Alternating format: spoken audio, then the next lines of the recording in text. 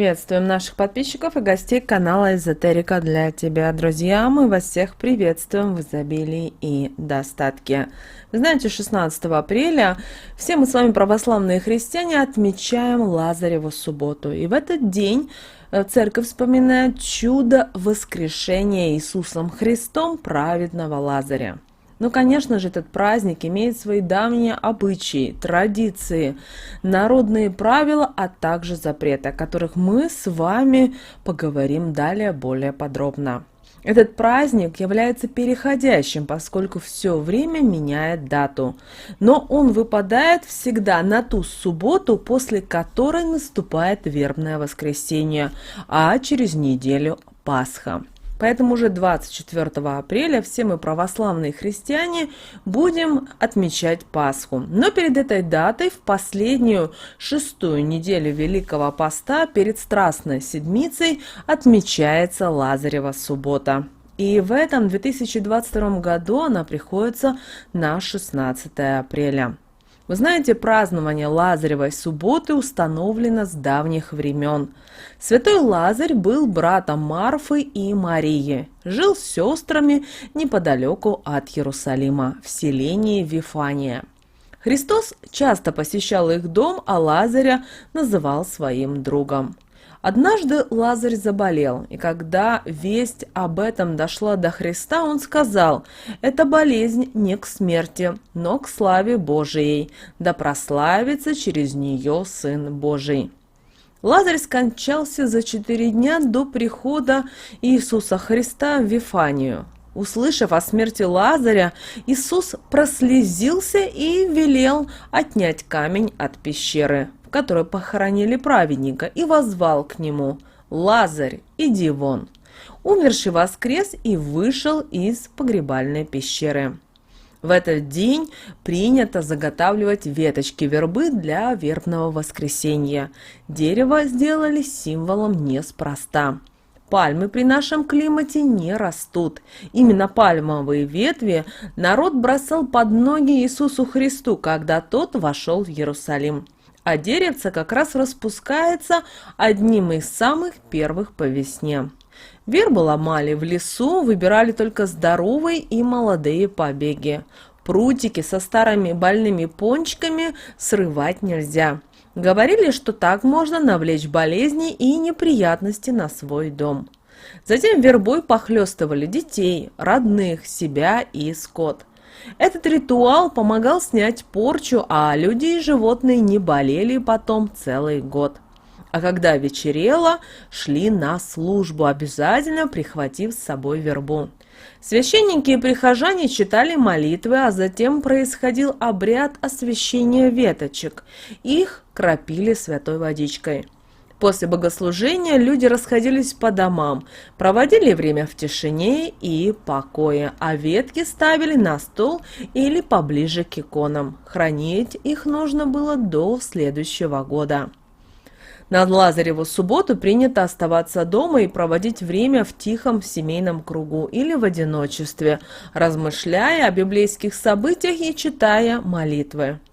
Это светлый христианский праздник, поэтому грустить и печалиться в него не принято. Однако веселиться и отмечать его тоже с размахом нельзя. Хозяйки готовят скромный семейный обед и ужин, а после вся семья собирается за столом и трапезничает. В Лазареву субботу издавна существуют и проверенные временем народные приметы. Так жители деревень и сел традиционно наблюдали за поведением змей и ящериц. Считается, что если в этот день гадюки и прочие холоднокровные массово покидают свои норы и гнезда, то пришло настоящее тепло и весна, а поэтому скоро можно сеять зерно и выходить на огород. Некоторые считают, что именно в Лазареву субботу хорошо посеять горох, и тогда урожай будет на славу. А если в этот день держать в левой руке вербовую веточку и прочитать молитву «Отче наш», а правой рукой перекреститься и попросить у Бога финансового благополучия, то совсем скоро в семье появятся деньги и обязательно улучшится материальное положение. Также большой интерес вызывает и питание в Лазареву субботу, ведь на этот день приходится и Великий пост. Раньше в Лазареву субботу хозяйки варили брагу, пекли гречневые блины, готовили кашу и рыбный курник. Но съедалось все это в вербное воскресенье, а в сам праздник Лазаревой субботы можно было есть блюда из рыбы, рыбную икру, бобовые каши, блины из гречневой муки, а также было разрешено растительное масло и вино. Конечно же, большое внимание за неделю до Пасхи уделялось также запретам и в Лазареву субботу. И мы все-таки рекомендуем уделить следующим рекомендациям особое внимание. В Лазареву субботу нельзя было делать тяжелую работу. Нельзя было и употреблять спиртные напитки. Можно небольшое количество только красного вина. Также нельзя было убираться в доме, шить, вязать, а также заниматься рукоделием. Категорически в этот день было и запрещено охотиться. Нельзя в этот день отмечать шумные праздники и веселиться. Также не нужно копаться в земле и пересаживать растения. В этот день ни в коем случае нельзя топтать ногами крошки от пищи, которые упали на пол. В Лазареву субботу нельзя и заниматься рукоделием, а также запрещено ссориться и отказывать людям в их просьбах. В этот день ни в коем случае нельзя громко петь песни, танцевать, веселиться. Нельзя играть свадьбу, праздновать день рождения, даже если у вас юбилей или любой другой громкий повод.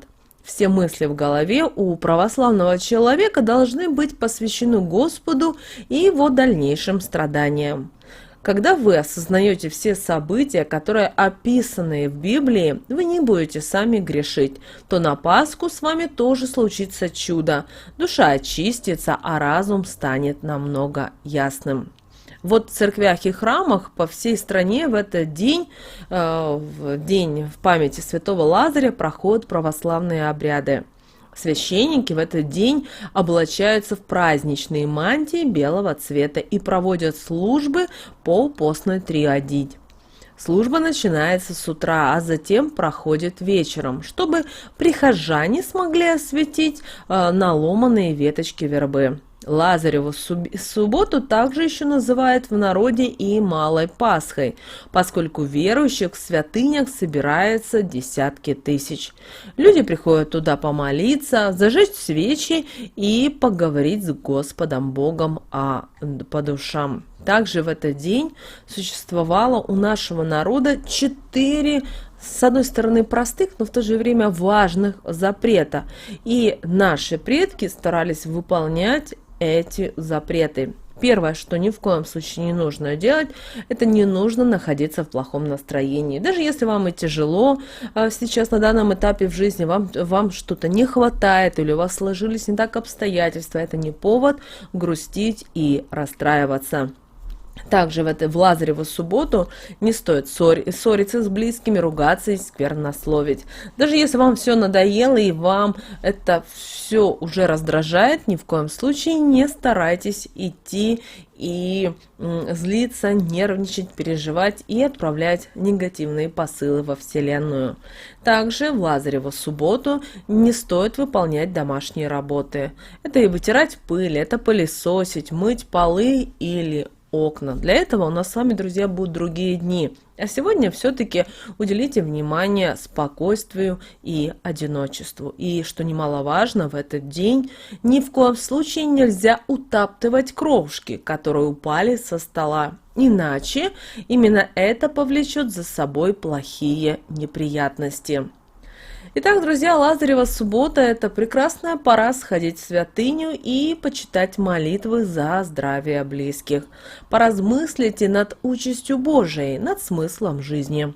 Почитайте Библию в этот день, глубоко осознавая описанное, тогда вам удастся точно понять многие вещи, которые происходят в вашей жизни. При этом по-новому, и вам, возможно, придет озарение, и вы осознаете и поймете, что же вы можете изменить. Друзья, теперь вы знаете о народных приметах и запретах Лазаревой субботы.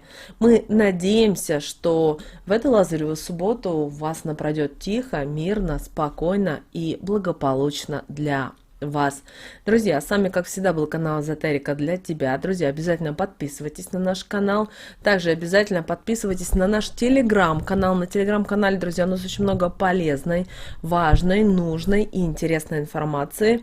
Ссылка на наш телеграм-канал будет в описании к этому видео. Переходите и подписывайтесь. Обязательно поставьте лайк этому видео и обязательно поделитесь этим видео с теми, кому вы знаете, что это видео и эта информация действительно будет полезна и важна. Друзья, ну а прямо сейчас вы на экране видите два прямоугольника. Это следующие рекомендованные видео для вас. Нажимайте на то видео, которое вам интуитивно более интересно. И смотрите, обращаем внимание, там очень много полезной, важной, нужной и интересной информации. Друзья, мы всех поздравляем с наступающими праздниками. Пусть в вашей жизни всегда будет Божья благодать, удача, счастье, радость. Будьте здоровы и обязательно берегите себя. С вами, как всегда, был канал Эзотерика для тебя.